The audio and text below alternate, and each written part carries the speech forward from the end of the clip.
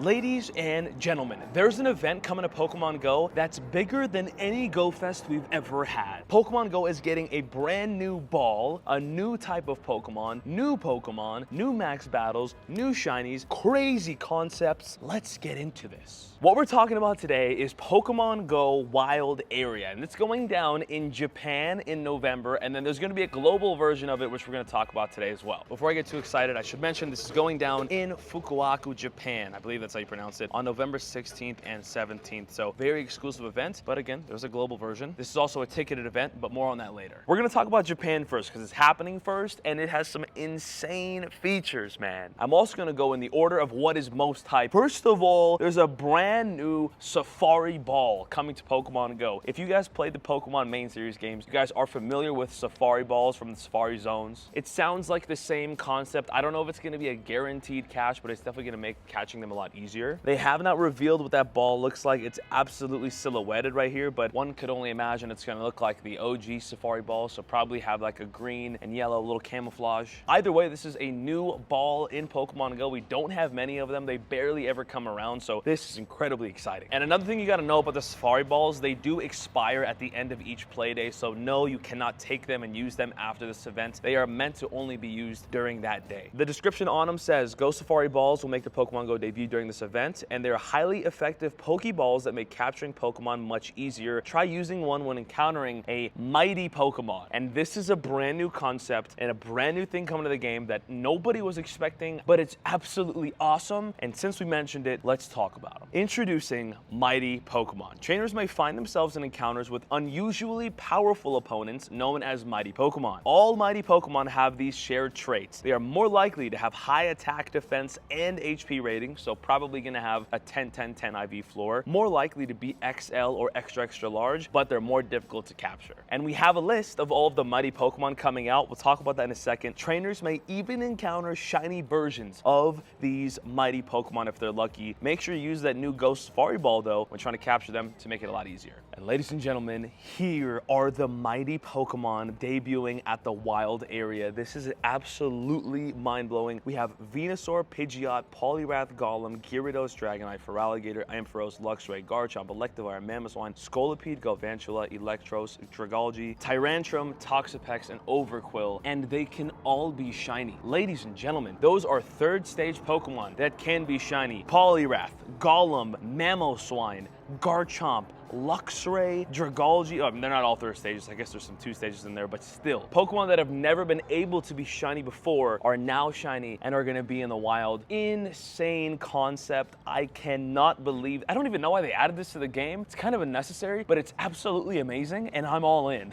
Mighty Pokemon might be my favorite feature ever. I cannot wait to encounter my first ever mighty Pokemon. What an insane concept. They can all be shiny in the wild, but again, they are going to have a high IV floor, and they can be bigger, but they're going to be very hard to catch. Like, they're probably going to have really high flea rates. Even with a Golden Raspberry, Ultra Ball, Curveball, all that good stuff, they're going to be tough. So you're going to want to save and use your Safari Balls on these mighty Pokemon. I cannot wait, man. What a wild concept. No pun intended. And one last thing to note about mighty Pokemon, they are going to be available in the wild. I don't know if they're going to have like a special aura. I don't know if they're going to look extra big or if they're going to have like a special icon. We do see a new icon up here with the 3 exclamation marks. That might be a new thing, but these are going to be wild spawns, and that is absolutely crazy, bro. Speaking of new Pokemon, ladies and gentlemen, Toxtricity is debuting in Pokemon Go. One of my favorite newer Pokemon. There's a lot of weird new Pokemon. This is one of the cool ones, and it's really useful. The Toxtricity and Dynamax Toxtricity debut. So the Wild Area event has a whole theme around it, and it is an electric and poison type event. So the debut of Toxtricity makes a lot of sense, and its shiny is going to be available in those Dynamax rates. Because yeah, it's going to be in max battles during the Wild Area event, and it can be shiny. And just to confirm, we have the amped form and the low-key form of Toxtricity in max battles and available to encounter after you take them down. Another awesome feature with Wild Area, the origin forms of Dialga and Palkia are coming back for the first time, I think for the first time since the Sinnoh tour, right? Did they come back at all during the summer? I don't forget, it doesn't matter, but the origin forms of Dialga and Palkia are coming back to raids. It's going to be exciting, it's going to be awesome. They're shiny eligible, and you have the opportunity to get the adventure effect move Roar of Time for Dialga Poké, and Spatial Rend for Palkia, which we see now have proven to be very, very useful in Pokemon Go. So a great opportunity there for candies to get those adventure effects, to get those shinies, and to get those very useful Pokemon. Cannot wait for that. Speaking of raids, Toxtricity is going to be in 4-star raids with both the amped and the low-key form, both shiny eligible. It's not only going to be in max battle, so you don't only have to do a max Toxtricity battle. It's going to be in 4 stars, very doable. And again, in 5-star raids, the origin forms of Dialga and Palkia. Now, I do want to talk about the wild spawns in this event. Remember, this whole thing is electric and poison themed. So your electric spawns are going to be Alolan Geodude, Magnemite, Voltorb, Hisuian Voltorb, Electabuzz, Electrike, Shinx, Blitzel, Joltik, Dynamo, Stunfisk, and Helioptile. Nothing new, typical electric spawns, okay. And the poison spawns are Bulbasaur, Bellsprout, Tentacle, Spinarak, Paldean Wooper, Quillfish, Hisuian Quillfish, Scorpy, Krogunk, Venipede, Skrelp, and Marini. Again, no new shinies there, but it's all good. The rest of the event definitely makes up for it. I promise you're not going to be clicking on any of these when there's mighty Pokemon around. A lot of insane stuff, but let's talk about the bonuses and features here. So there is going to be an increased chance of encountering shiny Pokemon as usual. There's going to be collection challenges as usual. There's going to be ghost snapshots that usually give some pretty wild encounters. There's also exclusive bonuses, half hatch distance for eggs and incubators, lures will last 2 hours, special 10-kilometer eggs, 9 free raids, and double catch candy. Also up to 6 special trades and reduced Stardust cost for your trades. There are also event ticket add-ons. As usual, we have Raid Lover and Egg Enthusiast, and there's a citywide gameplay add-on. So it's the same stuff as always. You can pay a little bit extra if you like to raid. There's going to be some amazing raid bonuses. If you like to hatch, there's going to be amazing hatch bonuses. And if you want to play another day, you can have another game day in the city. Tickets for this event will be available soon. They are 3,100 yen. I don't know the conversion for that right now, but again, this is going down at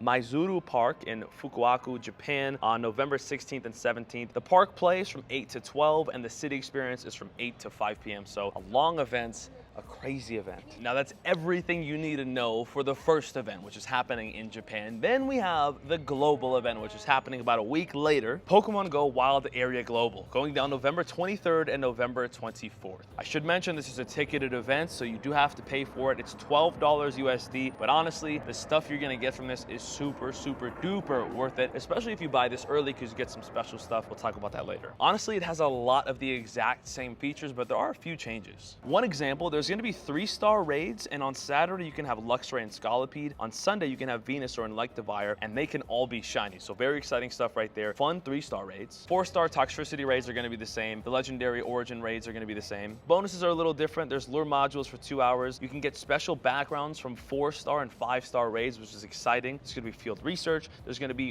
1 ghost snapshot per day. I don't know what that is. It's probably going to be some kind of legendary. That's exciting though. Featured attacks are going to be available for certain Pokemon. There's going to be avatar items. You can choose your path for a special research to either get a bunch of electric or poison type encounters. You can also get your ticket early, and that gets you a bunch of stuff. Some exclusive bonuses here: increased shiny chances, collection challenges, 2 times cash candy, half hatch distance for eggs, 2 times Stardust, 2 times XP, 2 times hatch candy, 5 raid passes a day, 5,000 XP from completing raids, 4 XL candies for doing any kind of raid, 4 stars, 5 stars, Mega, Ultra Beast, Primal. Whoa, wait, what? Why do they say that? That could be a typo, or they could have just leaked Ultra Beast and Primal raids, but it's okay. Anyways, up to 6 special trades a day, reduced Stardust for trades, and 3 snapshots a day. Very interesting. Another big difference, there's not going to be as many mighty Pokemon as the Japan event, and they're going to be split up on different days. So on Saturday, you can get Pidgeot, Golem, Gyarados, Luxray, Scolipede, Galvantula, Tyrantrum, and Toxapex. Again, all mighty, all shiny eligible. And then on Sunday, you can get Venusaur, Poliwrath, Dragonite, Feraligatr, Electivire, Mamoswine, Electros, and Dragalge, all shiny eligible, all mighty eligible. But again, that's not all of the same ones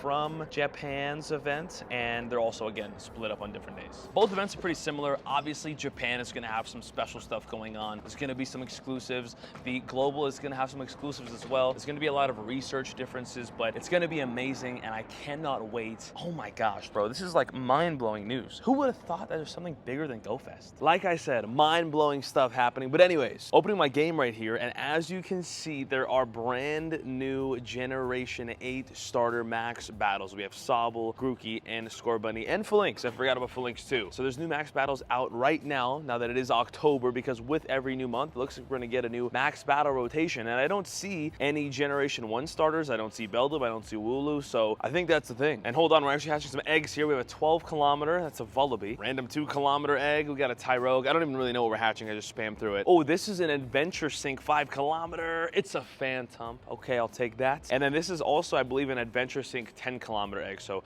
big hatches right here. Jangmo. Hey, speaking of Jangmo, if you haven't seen our last video, I got a shiny Jangmo. It was a all-timer moment. Very, very dope. Let's check IVs on those hatches right there. Vullaby is trash. We got a Phantom, Fat L, 13, 13, 13. We got a Tyrogue, not great, and a really bad Jangmo. It's all good though. We got some good candies there, some good Stardust. Solid hatches, I guess. Oh yeah, speaking of good stuff, check it out. We got shiny Zacian in Pokemon Go. Finally, this took me like 20-something raids, something along those lines. We finally got the brand new shiny legendary Zacian in Pokemon Go. Give me an excellent right there. I really wanted to get this shiny. It's such a nice one. It's brand spanking new Dynagos. Here is the shiny Zacian. It's kind of glitched on the screen for some reason every time you look at it, but it's still epic. It's still amazing. Let me know in the comments if you guys got one. That is a 13, 12, 12, 3-star. Not the greatest one out there, but it's a shiny Zacian. It's brand new and it's mine, and the pressure's off. Also, random little check-in. I got a Shadow Coughing from a raid, and I evolved it to Shadow Galarian Wheezing, which will end up being one of the rarest Shadow Pokemon you can ever get in the game, because you cannot evolve to Galarian Wheezing, and this was only available during that quick 4 or 5 day event. Nothing super crazy, but it is very cool, and it's gonna end up being very rare, so I'll take it. Who cares about the IVs? But ladies and gents, the news we talked about today is probably the most mind-blowing news we've ever gotten. I feel like this is just a crazy, crazy concept to me. Something bigger than a Go Fest. Didn't think that was possible. It's gonna be amazing. Can't wait. Let me know in the comments down below what you're most excited for. Let's go.